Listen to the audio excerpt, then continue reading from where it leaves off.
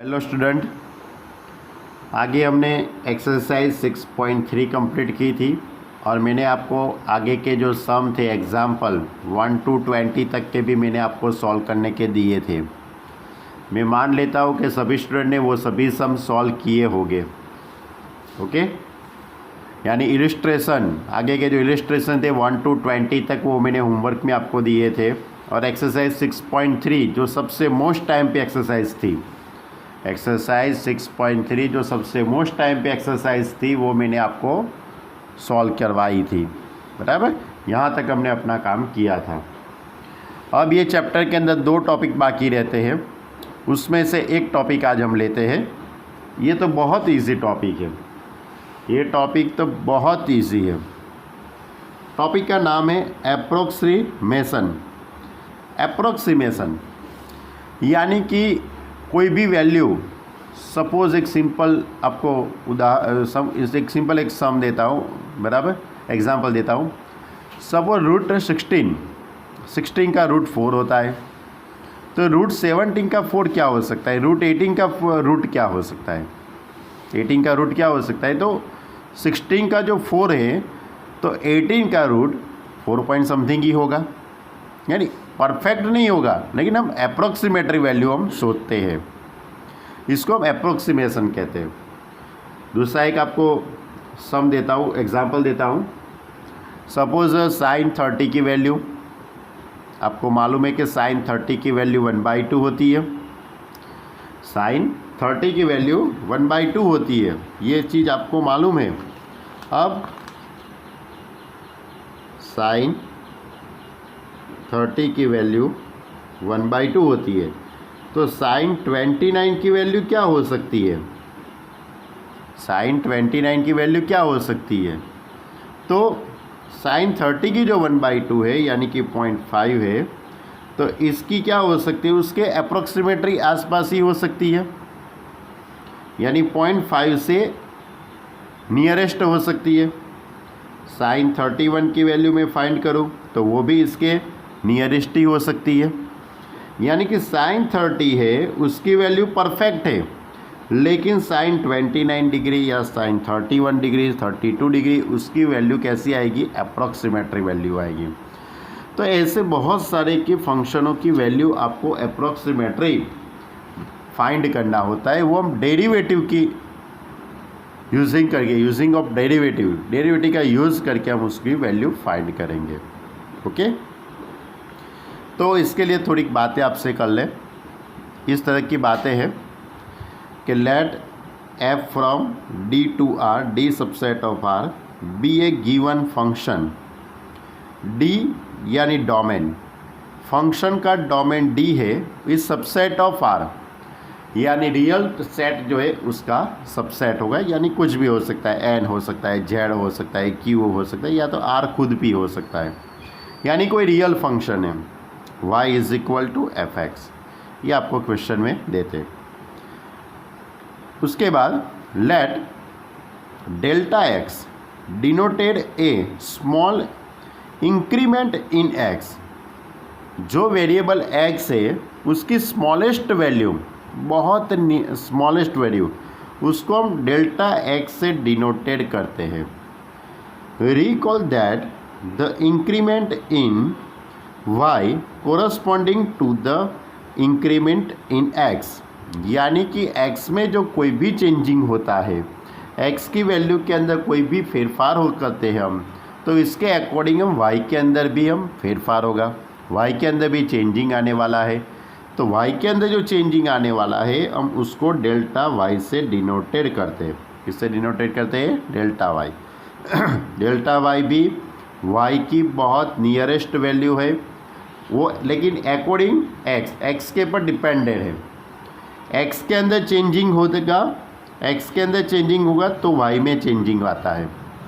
तो delta y is equal to, ये formula आपको याद रखने की है, delta y is equal to F of x plus delta x minus F X. Formula क्या है, delta y is equal to F of x plus delta x minus F X, यानी कि y की nearest value.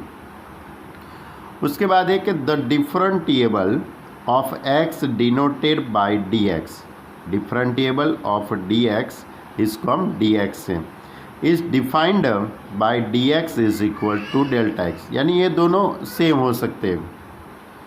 The differentiable of y is denoted by dy, x से differentiable को dx कहते हैं, delta x, इसी तरह y के लिए भी dy is defined by, कैसे हम उसको डिफाइन करते हैं, तो dy is equal to f dash x into dx, और ये टर्म को हम is approximately value of delta y, approximately value of delta y is equal to नहीं है, अप्रोक्सीमेटरी मैंने लिखा है कि delta y is approximately dy by D X into delta x, यानी ये जो टर्म है वो हम इस तरह से भी सोच सकते हैं.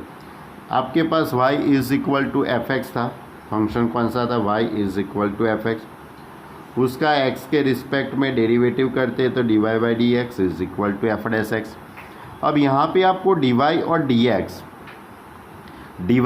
dx इन दोनों को आपको इस रेशियो के अकॉर्डिंग हम सोचे तो dy is equal to dx को सामने ले जाते हैं तो F dash X into D X, और एफ डैश एक्स इसको अप्रोक्सीमेटरी वैल्यू से डिनोटेड करें इस तरह से, तो ये dy बाई डी एक्स हुआ, यानी कि differentiable into approximately value of delta X. Okay, ये भी आपको याद रखना है. यानी कि आपको अब किस टाइप के सम होंगे, तो आपको किसी की भी वैल्यू आपको अप्रोक्सीमेटरी वैल्यू फाइंड करने की है. ओके, तो सम कैसे होंगे, सम किस टाइप के होंगे, तो देखो पहला सम है, बहुत इजी सम है, एक्सरसाइज 6.4,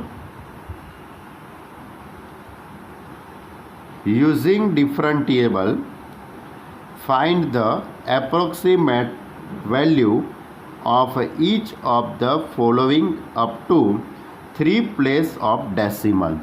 अप्रोक्सीमेटरी वैल्यू है वो 3 डेसिमल तक आपको फाइंड करने की है. सबसे पहला सम है under root of 25.3, under root 25.3, इसके आपको अप्रोक्सीमेटरी वैल्यू फाइंड करने की है.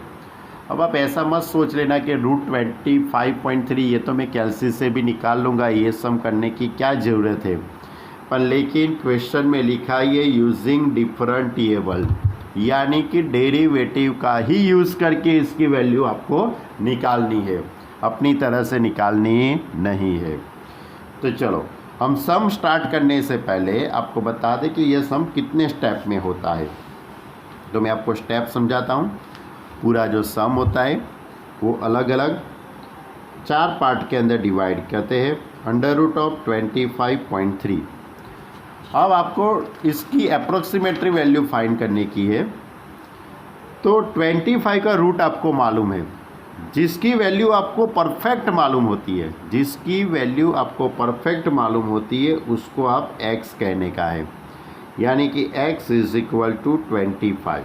ओके, उसके बाद डेल्टा x, यानी कि वेरिएशन कितना है, तो भाई 0.3 का है. ओके, 25 को आपको x कहने का है क्योंकि हम इसका रूट निकाल सकेंगे, और ऊपर 0.3 है उसको डेल्टा x, यानी कि कोई भी क्वेश्चन में आपको x और डेल्टा x पहले सोच लेने का है. उसके बाद आपको फंक्शन डिसाइड करना है. तो फंक्शन किस तरह से डिसाइड करेंगे, तो आपका सम किस का है, रूट का है, क्यूब रूट का है, रेस टू 1/10 का पावर का है, साइन का है, कॉस का है, जो भी फंक्शन का हो, यहाँ पे रूट का फंक्शन है तो आपको F Y is equal to root X लेना है. ये सम रूट का है तो आपको y is equal to root X लेना है. उसके बाद आपको डेल्टा y की वैल्यू निकालनी है. तो delta y is equal to, मैंने आपको अभी एक फार्मूला बताई थी, f of delta x minus F X, ये फार्मूला है. लेकिन आपको ये फार्मूला हर बार लिखने की ज़रूरत नहीं है. तो f of x plus delta x, यानी कि आपका ये जो भी फंक्शन है, ओके, उसमें x की जगह पे x प्लस डेल्टा x रखना है, यानी कि under root of x plus delta x minus F X यानी y. ओके, ये लिख देने का है आपको. कैसे मैंने लिखा, ये जो आपने यहाँ पे लिया है y is equal to root X, उसमें x प्लस डेल्टा एक्स लिख देने का और माइनस वही का वही। उसके बाद आपको x और डेल्टा x की वैल्यू रखेंगे, x यानी 25, डेल्टा x यानी 0.3, x यानी 25। अब इसका सिंप्लीफाई देंगे तो रूट 25.3 और इसका 5। एक इसके इज इक्वल टू में आया, डेल्टा y के इज इक्वल टू में आया, लेकिन आपको तो इसकी वैल्यू निकालनी, आपका क्वेश्चन ये है। तो under root of 25.3 is equal to delta y plus 5 हो जाएगा। ओके, ये बनेगा आपका रिजल्ट नंबर 1। क्लियर? पहले क्या निकालने का, x सोचने का कि मैं x कौन सा लूँ, उसके बाद डेल्टा x सोचने का, उसके बाद आपका क्वेश्चन किसका है, रूट का है, क्यूब रूट का है, रेस टू 1/10 का है, वो रेस टू 1/3 का है, वो लिखने का। उसके बाद ये delta y is equal to ये जो आपने लिखा है उसमें x प्लस डेल्टा x लिखने का और वही का वही, इन दोनों का सब्ट्रैक्शन, उसके अंदर वैल्यू रखने की और क्वेश्चन को सब्जेक्ट बनाने का। अब उसके आगे का स्टेप मालूम पड़ा, 2 स्टेप पहले इतने। अब थर्ड स्टेप में क्या करना है, तो थर्ड स्टेप के अंदर आपने y is equal to root X लिया है, उसका डेरिवेटिव करना है।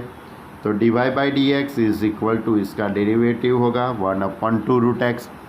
डेरिवेटिव करने के बाद delta y is approximately value dy by D X into delta X, dy by D X into delta X. अभी मैंने थियरी में आपको बताया था ना। तो dy बाई डी एक्स यानी 1/2 रूट एक्स और डेल्टा एक्स यानी कि 0.3 है आपके पास, इसके अंदर वैल्यू रख देने की, रूट एक्स यानी 25 और 0.3, इसके पर से ऐसा होगा 1/2 इंटू 5.3, इसका सिंप्लीफाई देंगे तो 0.03 हो जाएगा क्योंकि 0.3/10। अब ये किसकी वैल्यू आ गई आपके पास, डेल्टा y की वैल्यू आ गई। ये डेल्टा y की वैल्यू कहाँ पे पुट करने की, रिज़ल्ट नंबर 1 में, यानी by result number 1 delta under root of 25.3 is equal to 0.03 plus 5, यानी 5.03 इसका आंसर आया। ओके स्टूडेंट, यानी कि मैं फिर से समझाता हूँ, कोई भी सम होते हैं उसमें सबसे पहले आपको क्या सोचना है, x सोचने का है, डेल्टा x सोचने का है, y is equal to root X जो भी है वो लेने का। उसके बाद delta y is equal to, ये नहीं लिखना है आपको, क्वेश्चन में ये लिखना नहीं है, आपको यही लिखना है। उसके बाद सब्जेक्ट बनाने का, रिजल्ट नंबर 1। उसके बाद डेरिवेटिव करने का, delta y is equal to dy by D X into, इसके अंदर वैल्यू पुट करके रिजल्ट नंबर 1 के अंदर वैल्यू रखनी। ओके, इसी मेथड के टोटल 15 सम है। टोटल कितने सम है, 15 सम है। ओके, तो चलो हम आगे के एक और सम करते हैं। क्लियर? ये मैंने क्वेश्चन नंबर 1 आपको समझा दिया है, ये पूरा वही का वही है। अब आगे का सम लेते हैं।